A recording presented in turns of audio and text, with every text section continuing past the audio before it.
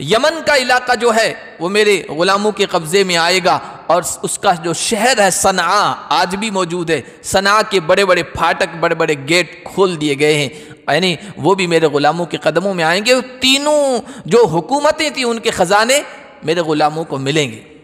یہ حضور علیہ الصلوۃ والسلام نے اس موقع پر کہا تھا۔ یہ خندق کھودنے کے درمیان کا واقعہ ہے۔ پھر جب یہ پورا لشکر جرار، متحدہ لشکر جب ٹوٹ پڑا، اس وقت جو حالات بنے، حالات ایسے تھے کہ باہر نکل نہیں سکتے تھے، خطرات منڈرا رہے تھے اور غیر محفوظ تھے، یہاں تک کہ پیشاب پاخانے کے لیے انسان اکیلا نہیں جا سکتا تھا، ڈر تھا کہ دشمن حملہ نہ کر دے اور اپنی جان کو خطرے میں ڈالنا تھا۔ ایسے حالات بن چکے تھے۔ اب ان حالات میں منافق کہہ رہے ہیں کہ ما وعدنا اللہ ورسولہ الا غرورا، کہہ تو رہے تھے کہ فارس کے محلات اس کے خزانے قبضے میں آئیں گے، اور یہ کہہ رہے تھے کہ روم کے سرخ خزانے میرے غلاموں کو ملیں گے، اور صنعاء کے پھاٹک و دروازے کھول دیے گئے، اور یہاں حالت ایسی ہے۔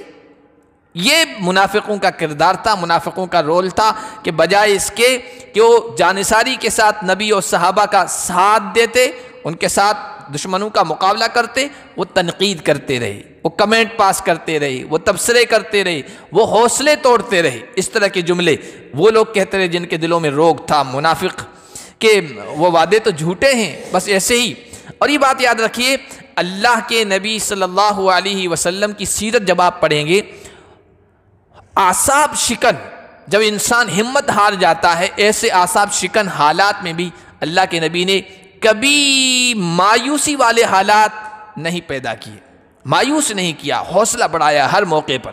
آپ پوری سیرت اٹھا کر دیکھ لیجیے، ہجرت کا موقع، کتنے خطرناک حالات، انعام لگایا ہوا ہے حضرت ابوبکر اور حضور علیہ الصلوۃ والسلام پر، اور پیچھے سے سب آ رہے ہیں تعاقب کرتے ہوئے پکڑنے کے لیے 100 سرخ اونٹوں کی لالچ میں، اور غار کے اندر آپ چھپے ہوئے ہیں اپنی حفاظت کے لیے، اپنے ساتھی کی حفاظت کے لیے، اور دشمن بالکل قریب آ گئے ہیں، دیکھ رہے ہیں حضور علیہ السلام ان کو اور ابوبکر ان کو، وہ ان کو نہیں دیکھ رہے ہیں۔ حضرت ابوبکر نے کہا یا رسول اللہ ذرا سا بھی یہ نیچے اپنے قدموں کی طرف دیکھ لیں تو ہمیں دیکھ لیں گے اور ہم ان کی پکڑ میں آ جائیں گے۔ ایسے حالات میں انسان ہاتھ پیر توڑ دیتا ہے، حوصلے ہار جاتا ہے، لیکن اللہ کے نبی کہہ رہے ہیں ابو بکر غم مت کرو، لا تحزن ان اللہ معنا، اوپر والا ہمارے ساتھ ہے۔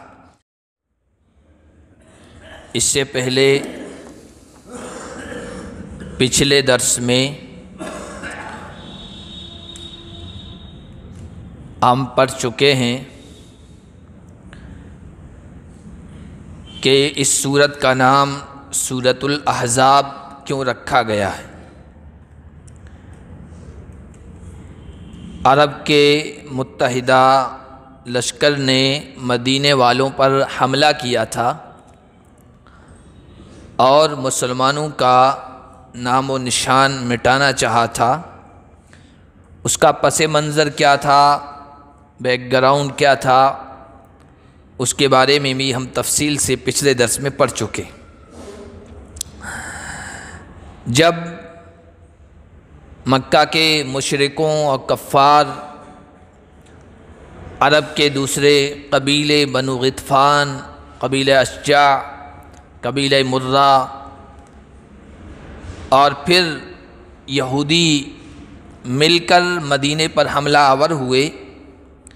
اور مدینے کے جو باشندے تھے ان میں جو بنو قریظہ تھے، یہودیوں کا ایک قبیلہ ابھی بھی وہاں آباد تھا، وہ بھی اندر سے ان کے ساتھ ہو گئے۔ حضور علیہ الصلوۃ والسلام کا ساتھ نبھانے کا جو وعدہ کیا تھا انہوں نے وعدہ شکنی کی، وعدہ کو توڑ دیا۔ اور پھر منافق آستین کے جو سانپ تھے، بظاہر اپنے آپ کو مومن کہتے تھے، لیکن اندر سے ان کی یاریاں، ان کی دوستیاں، ان کے دل کا رجحان وہ غیروں کے ساتھ تھا، کافروں کے ساتھ تھا۔ وہ بھی سر ابھارنے لگے اور طرح طرح کی باتیں کرنے لگے۔ حالات ایسے تھے کہ اچھے حوصلہ ہار جائیں، حوصلہ شکن حالات تھے۔ اللہ ان حالات کو بیان فرما رہے ہیں کہ ہنالک ابتلی المؤمنون وزلزلوا زلزالا شدیدا۔ حالات ایسے بن گئے کہ ایمان والوں کو آزمایا گیا اور زبردست طریقے پر ان کو جھنجھوڑ دیا گیا۔ ایمان والا کتنا ہی پختہ ایمان والا کیوں نہ ہو، لیکن ہوتا ہے بشر، ہوتا ہے انسان۔ ایسے حالات میں آدمی کے اوپر گھبراہٹ کا طاری ہونا اور طرح طرح کے خیالات کا آنا ایک فطری بات ہے، بشری تقاضا ہے۔ سامنے 10,000 کا لشکر جرار ہے، ہتھیاروں سے لیس ہے، اندر سے منافقین ہیں، پھر یہودیوں کی سازشیں ہیں، مسلمانوں کی تعداد کم ہے، حالات موافق نہیں ہیں، تو اب کیا ہوگا، کس طرح بنے گا، آگے حالات کیا کروٹ لیں گے، اس طرح کے خیالات آنا ایک فطری بات ہے۔ اسی کو اللہ فرما رہے ہیں اندر سے ہلا کر رکھ دیے گئے۔ اور پچھلی آیت میں جو پچھلے درس میں گزری، اس میں اللہ نے فرمایا آنکھیں پتھرا گئی تھی اور دل اندر سے گویا نکل کے یہاں تک حلق تک آ چکے تھے اور طرح طرح کے خیالات آ رہے تھے، لیکن اللہ پر بھروسہ کرتے ہوئے، توکل کرتے ہوئے یہ اہل ایمان اگرچہ ذہنوں میں خیالات طرح طرح کے آ رہے تھے لیکن ثابت قدم رہے، اللہ کے نبی کے ساتھ جمے رہے، اس امتحان اور آزمائش میں کامیاب ہوئے۔ اور فیل کون ہوئے، ناکام کون ہوئے؟ آگے پورا رکوع ان کے سلسلے میں، وَإِذْ يَقُولُ الْمُنَافِقُونَ وَالَّذِينَ فِي قُلُوبِهِم مَّرَضٌ مَّا وَعَدَنَا اللَّهُ وَرَسُولُهُ إِلَّا غُرُورًا۔ جب منافق لوگ کہہ رہے تھے، اور وہ لوگ جن کے دلوں میں روگ تھا، بیماری تھی، یہی منافقت کی، دوغلے پن کی بیماری، دل کی بیماری تھی یہ، وہ کہنے لگے کہ مَا وَعَدَنَا اللَّهُ وَرَسُولُهُ إِلَّا غُرُورًا، ہم سے اللہ اور اس کے رسول نے تو دھوکے کا وعدہ کیا تھا۔ یہ تو کہتے تھے ہم سب پر غالب آئیں گے، اللہ کی نصرت و مدد ہمارے ساتھ ہوگی، ڈرنے کی ضرورت نہیں ہے، اور حالات تو اس کے بالکل الٹے ہو رہے۔ قرآن تو کہتا ہے کامیابی مومنوں کا قدم چومے گی، اور حالات تو بالکل برعکس ہیں۔ اور خاص پس منظر میں منافقوں نے یہ بات کہی تھی۔ یہ تو لشکر آ گیا نا، اس کے بعد اس طرح کی باتیں کر رہے ہیں۔ اس سے پہلے جب خندق کھود رہے تھے صحابہ کرام، تو ایک مرحلہ ایسا آیا خندق کھائی کھودنے ہوئے درمیان کہ ایک جگہ بہت مضبوط چٹان آ گئی۔ صحابہ کرام رضوان اللہ علیہ مجمعین نے بڑی کوشش کی اس چٹان کو توڑنے کی، لیکن ٹوٹ نہیں رہی تھی۔ اللہ کے نبی صلی اللہ علیہ وسلم کے پاس جا کر شکایت کی، بات عرض کی، تو حضور نے کہا کہ پھاوڑا وغیرہ تیار رکھو، کدال وغیرہ یا گینچی وغیرہ جس سے بھی توڑی جا رہی تھی، میں آ رہا ہوں۔ صحابہ کرام رضوان اللہ علیہ اجمعین نے تیاری کی، اللہ کے نبی صلی اللہ علیہ وسلم تشریف لائے، اور اس حال میں کہ آپ کے پیٹ پر پتھر بندھے ہوئے تھے، فاقہ کشی تھی، کھانے پینے کا سامان اس وقت کم تھا، اور اسی فاقہ کشی میں اللہ کے نبی صلی اللہ علیہ وسلم تشریف لائے، اور وہ اوزار اپنے ہاتھ میں لیا، اور ایک مرتبہ بسم اللہ کہہ کر اس پر ایک ضرب لگائی، ایک وار کیا، اندر سے روشنی پھوٹی، نور پھوٹا، اور اللہ کے نبی صلی اللہ علیہ وسلم کی زبان مبارک پایا اللہ اکبر۔ صحابہ نے حضور کو نعرہ تکبیر بلند کرتے ہوئے سنا، تو صحابہ نے بھی ساتھ میں کہا اللہ اکبر۔ پھر دوسرا وار کیا، پہلے وار میں 1/3 چٹان ٹوٹ گئی، اور دوسرا وار کیا، پھر کہا بسم اللہ اللہ اکبر، 1/3 اور چٹان ٹوٹ گئی، اور تیسرے وار میں بالکل وہ چٹان جو ہے حدیث میں آتا فعاد کثیبا احیل، ایسا لگ رہا تھا کہ وہ ریت کا تودا تھی، کوئی چٹان تھی نہیں، مضبوط پتھر تھا ہی نہیں۔ صحابہ کرام رضوان اللہ علیہ مجمعین نے پوچھا یا رسول اللہ، تینوں وار کے بعد آپ نے اللہ اکبر کیوں بلند کیا؟ حضور علیہ السلام نے ارشاد فرمایا جب میں نے پہلی مرتبہ وار کیا اور آدھی 1/3 چٹان ٹوٹ گئی، اندر سے روشنی پھوٹی، اور اس روشنی کے اس کے اندر میں نے روم کے سرخ محلات کو دیکھا اور اس کے خزانوں کو دیکھا، اور جبرائیل امین نے مجھے بتایا کہ روم کے جو اس وقت کی سپر پاور طاقت تھی، اس کے خزانے تمہارے غلاموں کے قدموں میں آئیں گے۔ پھر دوسری مرتبہ جب وار کیا، اور میں نے اللہ اکبر اس وجہ سے کہا کہ دوسری مرتبہ وار کے بعد مجھے ایران کے فارس کے مدائن کا جو سفید محل ہے، وائٹ ہاؤس، القصر الابیض مشہور تھا اس کا، کہ وہ سفید محل مجھے دکھایا گیا، اور اس کے خزانے میرے غلاموں کے قدموں میں آئیں گے۔ اور تیسری مرتبہ مجھے دکھایا گیا کہ یہ یمن کا یمن کا علاقہ جو ہے وہ میرے غلاموں کے قبضے میں آئے گا، اور اس کا جو شہر ہے صنعاء آج بھی موجود ہے، صنعاء کے بڑے بڑے پھاٹک، بڑے بڑے گیٹ کھول دیے گئے ہیں، یعنی وہ بھی میرے غلاموں کے قدموں میں آئیں گے۔ تینوں جو حکومتیں تھیں ان کے خزانے میرے غلاموں کو ملیں گے۔ یہ حضور علیہ الصلوۃ والسلام نے اس موقع پر کہا تھا۔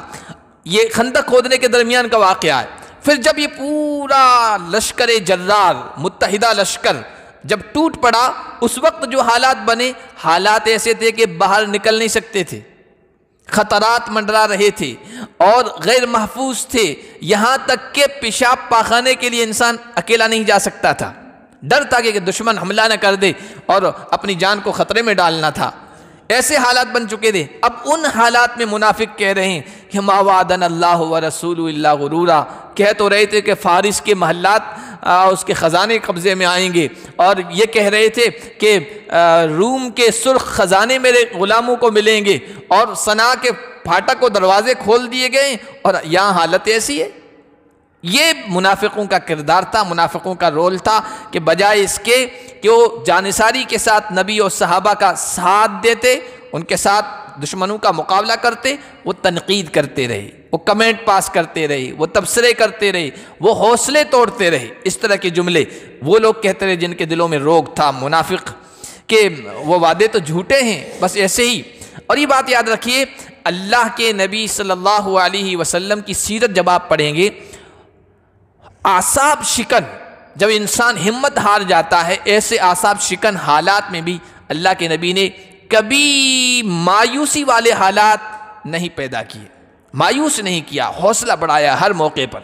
آپ پوری سیرت اٹھا کر دیکھ لیجئے، ہجرت کا موقع، کتنے خطرناک حالات، انعام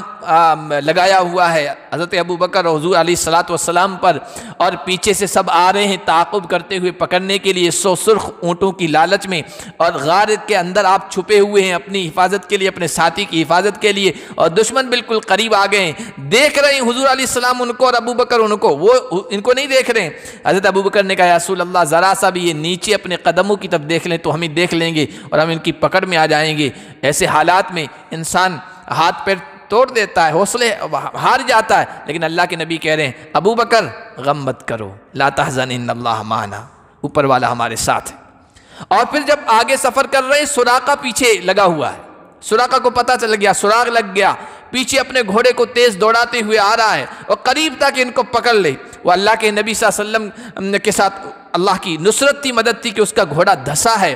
اور حالات ایسے ہیں کہ پیچھا کیا جا رہا ہے، تعاقب کیا جا رہا ہے، پکڑنے کی کوشش کی جا رہی ہے، اور آپ اپنی جان کو، اپنے ساتھی کی جان کو بچا کے مدینے کی طرف جا رہے ہیں، لیکن سراقہ سے کیا کہہ رہے ہیں؟ سراقہ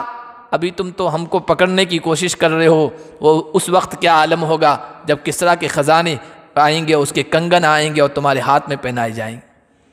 کہاں اپنے جان بچانے کی فکر ہو رہی ہے، کہاں کیا کہہ رہے ہیں؟ آج تو حالات ایسے ہیں، لیکن حالات ہمیشہ ایسے نہیں رہیں گے، ہمارے حالات پلٹیں گے، کس طرح کے خزانے آئیں گے۔ اور پھر اس پر روایت پر بڑے عجیب و غریب واقعات ہیں، جب حضرت عمر بن خطاب رضی اللہ تعالیٰ عنہ کے زمانے میں کس طرح کے جب کنگن آئے نا اس موقع کے۔ اسی طرح دوسرے کتنے سارے ایسے مواقع جہاں ایسا لگتا تھا کہ مایوسی ہے، اب حالات کیسے پلٹیں گے، تو قرآن اور سیرت نبویہ ہمیں درس دیتی ہے، ایک ہمارے سامنے ایک نمونہ رکھتی ہے، حالات کتنے ہی خطرناک کیوں نہ ہو جائیں، ایسا لگے کہ اب یہ حالات کیسے پلٹیں گے، بلکہ ہمارے ذہنوں میں آنے لگے اب یہ حالات پلٹنے والے نہیں ہیں، یہ ظالم لوگ ہی ہمیشہ قابض رہیں گے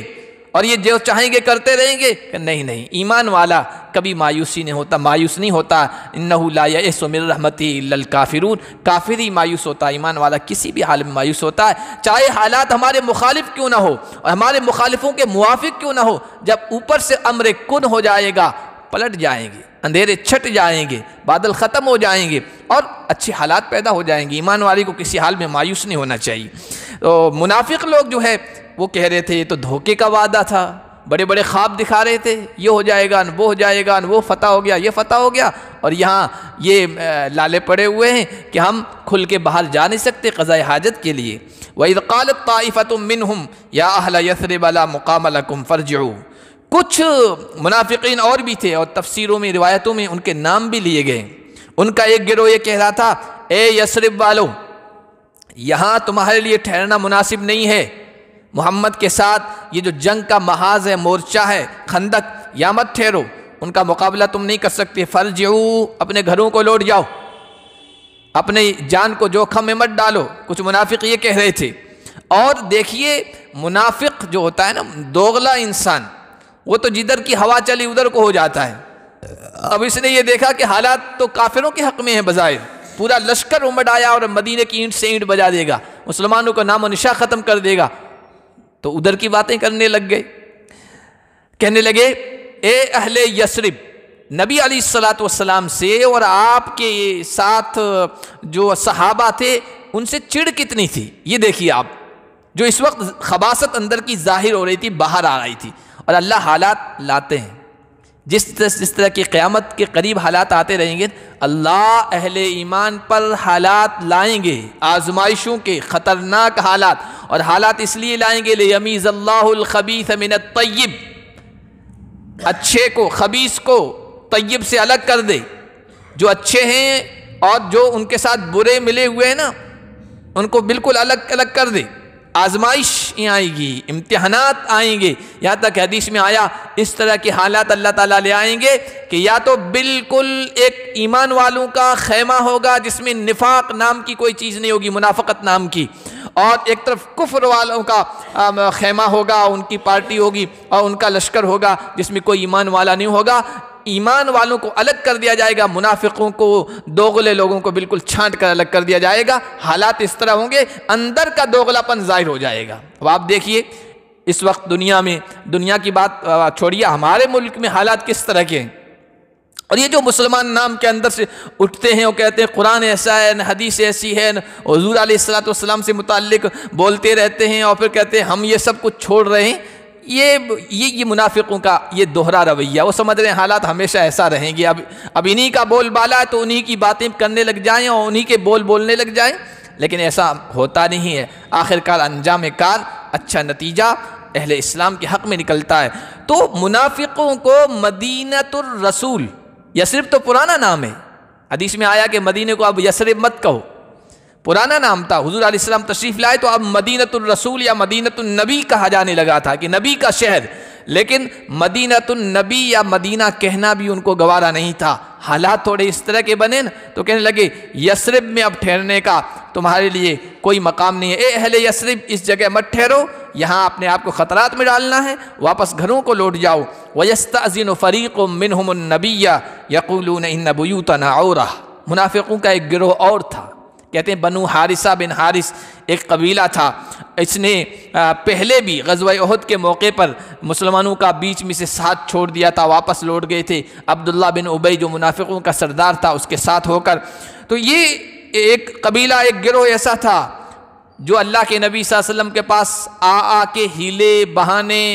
عذر پیش کر رہا تھا، جھوٹے ہیلے بہانے، ان کو حضور کا ساتھ دینا نہیں تھا، کہہ رہا تھا ان بیوتنا عورہ، ادھر ہم خندق میں لگے رہیں گے، ہمارے پیچھے گھر غیر محفوظ ہیں، وہاں بیوی بچے ہیں، کوئی دشمن ان پر حملہ نہ کر دے، کوئی چور اور ڈاکو نہ گھس جائے اور ہمارے سب کچھ لوٹ لے، تو ہمارے گھر غیر محفوظ ہیں، آپ ہمیں اجازت دیجئے کہ ہم وہاں چلے جائیں۔ اور یہ صرف جنگ سے راہ فرار اختیار کرنا تھا، بھاگنا تھا، لڑنے کا حوصلہ ان میں نہیں تھا، کفار کا مقابلہ کرنے کا حوصلہ ہمت نہیں تھی، بہانے بنا رہے تھے گھر غیر محفوظ ہیں، حالانکہ اللہ ان کی پول کھول رہے ہیں، وما ہی بعورہ، ان کے گھر غیر محفوظ نہیں ہیں۔ پورے مدینے کے بچوں کو اور عورتوں کو خاص حویلیوں میں جو مضبوط تھے اور وہاں پر چوکیداری لگا دی گئی تھی، ان میں محفوظ کر دیا گیا تھا، کوئی غیر محفوظ نہیں تھے، نہ بچے نہ عورتیں اور نہ کمزور لوگ، لیکن یہ بہانے اختیار کر رہے تھے۔ اللہ فرما رہے ان یریدون الا فرارا، یہ تو بھاگنا چاہتے ہیں، کافروں کے مقابلے سے راہ فرار اختیار کرنا چاہتے ہیں، اور یہی لوگ ہیں جن کی اندر سے یاریاں اور دوستیاں ان کے ساتھ ہے، کافروں کے ساتھ۔ وَلَوْ دُخِلَتْ عَلَيْهِمْ مِنْ أَقْطَارِهَا، بالفرض مان لو اگر مدینے کے اندر کوئی لشکر حملہ آور ہو جائے، مدینے کے اندر گھس جائے، ثُمَّ سُئِلُوا الْفِتْنَةَ، پھر انہی منافقین سے جو بہانے بنا بنا کر یہاں سے جا رہے ہیں، واپس جانے کو کہہ رہے ہیں، ان سے مدینے والوں کے خلاف یعنی ایمان والوں کے خلاف لڑنے کو کہا جائے، باہر والا لشکر ان سے یہ کرے کہ ہمارے ساتھ ہو جاؤ، ان کے خلاف ہو جاؤ، لَآتَوْهَا، وما تلبثوا بها الا یسیرا، فوراً ان کے ساتھ ہو جائیں گے۔ اس وقت یہ بہانے نہیں کریں گے کہ ہمارے گھر غیر محفوظ ہیں۔ ایمان والوں کا ساتھ نہیں دینا ہے، بددلی کے ساتھ ان کے ساتھ ہیں، اس لیے کہہ رہے ہیں کہ ہمارے گھر غیر محفوظ ہیں۔ اگر ادھر سے مطالبہ ہو جائے تو فوراً ان کے ساتھ ہو جائیں گے۔ وَلَقَدْ كَانُوا عَاهَدُوا اللَّهَ مِنْ قَبْلَ لَا يُوَلُّونَ الْأَدْبَارَ، حالانکہ اس سے پہلے یہ وعدہ کر چکے ہیں، وچن دے چکے ہیں۔ وہی غزوہ احد کے موقع پر جب عبداللہ بن ابی کے ساتھ تقریباً 300 یہ لوگ تھے جو واپس آ گئے تھے کہ ہم نہیں لڑ سکتے، ہم محمد کا ساتھ نہیں دے سکتے، واپس چلو، اب سے مشورہ نہیں لیا، فلاں نہیں کیا، اس طرح کے بہانے کر کے پھر اللہ کے نبی صلی اللہ علیہ وسلم جب واپس آئے تو وہی معذرت کرنے لگے، بہانے بنانے لگے اور کہا کہ انشاءاللہ آئندہ ہم آپ کے ساتھ شانہ بشانہ کندھے سے کندھا ملا کر کھڑے رہیں گے، چاہے کسی سے بھی مقابلہ ہو، اس مرتبہ معاف کر دیں۔ یہ وعدہ کیا تھا اللہ کے رسول سے کہ لا یولون الادبار، دشمن آئے گا تو ہم مقابلہ کریں گے، پیٹھ پھیر کر بھاگیں گے نہیں۔ وَكَانَ عَهْدُ اللَّهِ مَسْئُولًا، اور یہاں پر پھر انہوں نے عہد شکنی کی ہے، اور یہ جو عہد کیا تھا اللہ سے، اس کے بارے میں ان سے پوچھا جائے گا۔ قُل لَّن يَنفَعَكُمُ الْفِرَارُ إِن فَرَرْتُم مِّنَ الْمَوْتِ أَوِ الْقَتْلِ وَإِذًا لَّا تُمَتَّعُونَ إِلَّا قَلِيلًا۔ اللہ کے نبی سے کہا گیا ان سے کہہ دیجئے کہ دشمن زیادہ ہے، اس کا خوف تم پر طاری ہو گیا ہے، اور تمہارے دل میں یہ بات آ رہی ہے چونکہ وہ زیادہ ہیں اس لیے ہم کو ختم کر دیں گے، ہم موت کے منہ میں چلے جائیں گے۔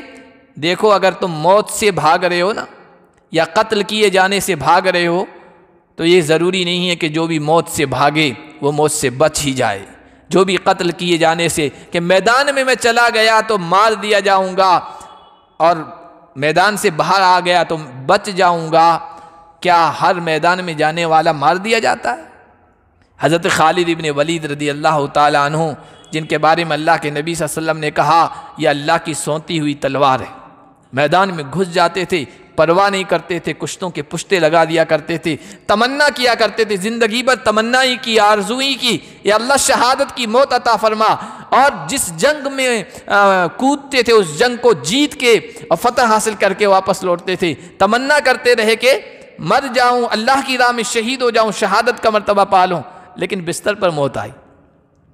صحابہ روکتے تھے کہ اس طرح کیوں گھس پڑتے ہو، اپنی جان کا خطرہ نہیں ہے، لیکن نہیں آئی موت، بستر پہ موت آ رہی ہے، اور بڑی افسوس کے ساتھ گئے ہیں اللہ کی راہ میں۔ ہر موقع پر میں اس طرح دشمنوں میں گھستا رہا اس نیت کے ساتھ کہ اللہ اس مرتبہ شہادت کا مرتبہ دے دیں، لیکن نہیں ہو پایا۔ یہ کوئی ضروری نہیں کہ جو میدان میں اترے اور دشمن کے سامنے مورچہ سنبھالے اور محاذ جنگ پر جائے وہ مر ہی جائے گا، وہ شہید ہی ہو جائے گا، اور جو میدان جنگ سے بھاگ آئے یا گھر ہی میں دبکا بیٹھا رہے اسے موت نہیں آئے گی؟ نہیں۔ اذا لا تمتعون الا قلیلا، کتنے دن تک زندہ رہو گے، کتنے دن تک دنیا کا فائدہ اٹھا پاؤ گے؟ آخر تو موت ہے، موت کا تو سامنا کرنا ہی ہے۔ قل من ذا الذی یعصمکم من اللہ ان اراد بکم سوءا او اراد بکم رحمہ، آپ ان سے کہہ دیجئے اگر اللہ تمہارے ساتھ برائی کا ارادہ کرنا چاہے، نقصان پہنچانا چاہے، کون تمہیں بچا سکتا ہے؟ اور اگر اللہ تمہارے ساتھ رحمت کا ارادہ چاہے، نفع کا، بھلائی کا، صحت کا، تندرستی کا، بچانے کا، تو کون ہے تمہیں نقصان سے دوچار کرے؟ سب کچھ اللہ کے ہاتھ میں ہے۔ وَلَا يَجِدُونَ لَهُم مِّن دُونِ اللَّهِ وَلِيًّا وَلَا نَصِيرًا، اور یہ لوگ اللہ کے مقابلے میں نہ کسی کارساز کو پائیں گے نہ کسی مددگار کو۔ اللہ کے مقابلے میں کوئی نہیں ٹک سکتا اور کوئی ان کا مددگار نہیں ہو سکتا ہے۔ قَدْ يَعْلَمُ اللَّهُ الْمُعَوِّقِينَ مِنْكُمْ وَالْقَائِلِينَ لِإِخْوَانِهِمْ هَلُمَّ إِلَيْنَا، منافق یہ سب کچھ کر رہے تھے اور سمجھ یہ رہے تھے کہ ہماری یہ ساری تدبیریں، ہمارے یہ ہیلے اور ہم جو کچھ کر رہے ہیں ان سے کوئی واقف نہیں ہے، جانتا نہیں ہے۔ اللہ فرما رہے ہیں تم میں سے جو لوگ رکاوٹیں ڈالنے والے ہیں، ایمان والوں کے حوصلے توڑنے کی باتیں کرتے ہیں، حوصلہ شکنی کا ماحول بنا رہے ہیں، ان سے اللہ واقف ہے۔ اور اپنے بھائیوں سے یہ کہنے والے ہلم الینا، بھائی وہاں کیوں محمد کے ساتھ اور ان کے ساتھیوں کے ساتھ، جانساروں کے ساتھ خندق میں وہاں کھڑے ہو، مورچہ سنبھالے ہوئے ہو؟ چھوڑو سب، ہلم الینا، ہمارے پاس آ جاؤ، گھروں میں بیٹھو، سکون کے ساتھ رہو۔ ولا یاتون الباس الا قلیلا، اور وہ جنگ کے میدان میں بہت کم آتے ہیں، خود بھی رکے ہوئے ہیں اور دوسروں کو بھی روکنے کی کوشش کر رہے ہیں۔ اشحۃ علیکم، تمہارے سلسلے میں بڑے بخیل ہیں۔ جب یہ کہا جاتا ہے اہل ایمان کا ساتھ دو، مال ان پر خرچ کرو، جان کے ذریعے سے ان کا ساتھ دو، مال ہو، وقت دو، لیکن اس سلسلے میں وہ بڑے بخیل ہیں، بڑے حریص ہیں، تم پر کوئی چیز خرچ کرنے کے لیے تیار نہیں ہے، تمہاری مدد کرنے کے لیے کسی طور بھی تیار نہیں ہے۔ فَإِذَا جَاءَ الْخَوْفُ رَأَيْتَهُمْ يَنْظُرُونَ إِلَيْكَ، لیکن جب خوف کا ماحول بنتا ہے، دشمن حملہ آور ہوتا ہے، لڑائی و جنگ کا ماحول بنتا ہے، تو چونکہ منافق ہیں، دوغلے لوگ ہیں، کمزور ہیں، بزدل ہیں، آپ ان کو دیکھیں گے ان کی آنکھیں چکرا جاتی ہیں، گھومتی ہے۔ جب آدمی پر خوف کا ماحول بنے، خوف کی حالت بنے، حوصلہ شکن، اعصاب شکن ماحول بنے، تو آنکھیں پتھرا جاتی ہے، یوں گھومتی رہتی ہے، اس کو سمجھ بھی نہیں آتا ہے کیا کروں کیا نہ کروں۔ منافق کا یہ حال ہو جاتا ہے۔ کالذی یغشی علیہ من الموت، اس شخص کی طرح جس پر موت کی غشی طاری ہو۔ نزع کا عالم جب انسان پر آتا ہے آخری وقت، اس کی آنکھیں دیکھیے پتھرا جاتی ہے اور یوں گول گول گھومتی رہتی ہے، اب کیا کرے کیا نہ کرے، اور بڑی پریشانی کا عالم ہوتا ہے۔ منافقین کا بھی ماحول اور ان کا عالم بھی جنگ کے وقت یہ ہوتا ہے۔ فَإِذَا ذَهَبَ الْخَوْفُ، لیکن جب ڈر کا ماحول ختم ہوتا ہے، ڈر چلا جاتا ہے، ختم ہو جاتا ہے، سَلَقُوكُمْ بِأَلْسِنَةٍ حِدَادٍ، بڑی بڑی زبانیں کھولتے ہیں۔ جب جنگ کے بادل چھٹ جاتے نا تو ہم ایسا کر دیتے، ہم ویسا کر دیتے، اور سامنے آتے دشمن، پھر دیکھتے ہم ان کا انجام کیا کرتے، اور بڑی بڑی چرب زبانی کے ساتھ باتیں کرتے، تیز زبان کے ساتھ۔ اشحۃ علی الخیر، خیر کی لالچ، خیر کی لالچ میں خیر سے مراد مال ہے، چونکہ جب دشمن بھاگ گیا، مال غنیمت حاصل آ گیا، ہاتھوں میں آ گیا، مال غنیمت بٹ رہا ہے، تو آ کے کہتے ہیں دیکھو ہم بھی تمہارے ساتھ تھے نا، ہم بھی تمہارے ساتھ تھے، مال کے ہم حقدار ہم بھی ہیں۔ اس مال کی، مال غنیمت کی حرص اور لالچ میں بڑی بڑی باتیں کرتے ہیں۔ اولئک لم یؤمنوا فاحبط اللہ اعمالہم، اللہ فرما رہے ہیں یہ منافق ہیں، یہ ایمان والے نہیں ہیں، ان کے سارے اعمال بیکار گئے۔ اگر میدان میں بھی آئے ہیں نا تمہارے ساتھ، جی حضوری میں شرما شرمی میں آئے، کہیں ان کی پول نہ کھل جائے، ان کا دوغلا پن ظاہر نہ ہو جائے، ان کی منافقت نہ کھل جائے، بس اسی لیے شرما شرمی میں یہ میدان میں آئے۔ ایمان ان کے دل کے اندر اترا نہیں ہے، اور ایمان کے بغیر ہر عمل مردہ ہے۔ ایمان نہیں ہے تو کوئی عمل قابل قبول نہیں ہے۔ قرآن میں کئی جگہوں پر اس کو بیان کیا گیا ہے کہ مشرک ہیں، کافر ہیں،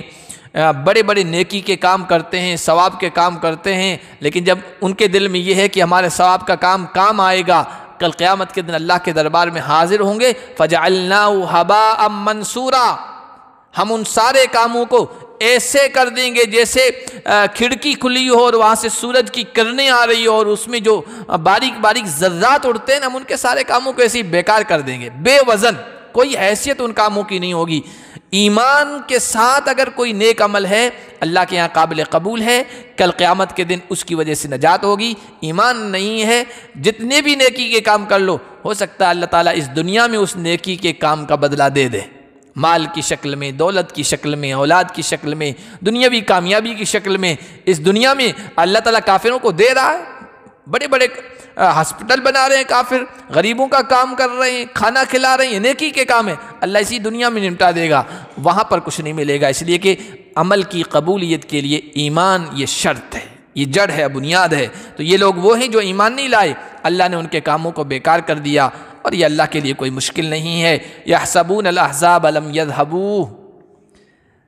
پچھلے درس میں ہم پڑھ چکے ہیں، اللہ کی مدد آئی تھی اسی غزوہ احزاب کے موقع پر، اتنا بڑا لشکر بڑے ارادوں کے ساتھ، حوصلوں کے ساتھ آیا تھا کہ آخری کوشش ہے، آخری وار ہے، اینٹ سے اینٹ بجا دو اور مسلمانوں کا نام و نشان ختم کر دو،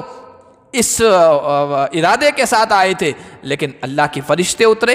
تیز و تند طوفان آندھی کا آیا، اور راتوں رات ایسا ماحول بنا کہ سب کچھ اٹھا کے بھاگے ابو سفیان کی قیادت میں، اور صبح ایسا تھا، قرآن کہتا ہے کہ ایسا تھا کہ صبح ماحول ایسا تھا کہ کوئی یہاں تھا ہی نہیں، رات میں لشکر تھا ہی نہیں، 10,000 کی تعداد یہاں کوئی تھی نہیں، ایسا ماحول بن گیا تھا۔ لیکن یہ جو منافق تھے ان پر ابھی بھی وہ دہشت طاری تھی۔ یحسبون الاحزاب لم یذهبوا، سارا لشکر جا چکا تھا لیکن ان کو یقین نہیں آ رہا تھا کیسے شکست کھا گیا، کیسے لوگ چلے گئے۔ یہ لوگ یہ سمجھتے ہیں کہ ابھی تک یہ لشکر، یہ جتھا گیا نہیں ہے۔ وَإِن يَأْتِ الْأَحْزَابُ، اگر خدا نخواستہ واپس آ جائے، اب واپس تو آنے والے نہیں ہیں وہ، لیکن اگر آ جائیں تو یہ منافقین تمنا کریں گے کاش ہم مدینے میں نہ رہتے، باہر دیہاتوں میں، جنگلوں میں اور دور دراز علاقے میں رہتے اور وہیں سے معلوم کرتے رہتے یسألون عن انبائکم کہ بھائی جنگ کا کیا ماحول ہے، کس کے حق میں ہے، کس کے خلاف ہے، جنگ کا اونٹ کس کروٹ بیٹھا ہے، مسلمانوں کو فائدہ ہوا ہے یا نقصان پہنچا ہے، وہیں سے کچھ شد بد لیتے رہیں اور حالات معلوم کرتے رہیں دور ہی، یہ وہ چاہیں گے، ان کی تمنا اور آرزو یہ ہوگی وَلَوْ كَانُوا فِيكُمْ مَا قَاتَلُوا إِلَّا قَلِيلًا، اللہ فرما رہے ہیں یہ دور ہی رہیں تو بہتر ہے۔ ایسے لوگ اگر مسلمانوں کے لشکر میں اور مسلمانوں کی جمعیت میں اور مسلمانوں میں گروہ میں رہیں گے تو خواہ مخواہ اس طرح کی باتیں کرتے رہیں گے جیسے حوصلہ ٹوٹے گا اور مایوسی دل میں آئے گی، یہ دور ہی رہیں تو بہتر ہے، اس لیے کہ ان کا فائدہ کیا ہے، اگر تمہارے درمیان رہیں بھی میدان میں اتریں گے نہیں، حوصلے کے ساتھ مقابلہ نہیں کر سکیں گے، وَلَوْ كَانُوا فِيكُمْ تمہارے درمیان ہوتے تو نہیں لڑتے مگر بہت کم۔ وہ بھی کہا کہ شرما حضوری میں کہ کہیں کوئی الزام نہ آ جائے منافقت کا اور دوغلے پن کا۔ آگے بھی اس سلسلے میں اسی سے متعلق کچھ اور باتیں بھی ہیں انشاءاللہ اگلے درس میں پڑھیں گے۔ اللہ پاک ہم سب کو مکمل ایمان اور یقین کی دولت سے مالا مال فرمائے اور ہر حال میں ایمان پر جمنے کی توفیق عطا فرمائے۔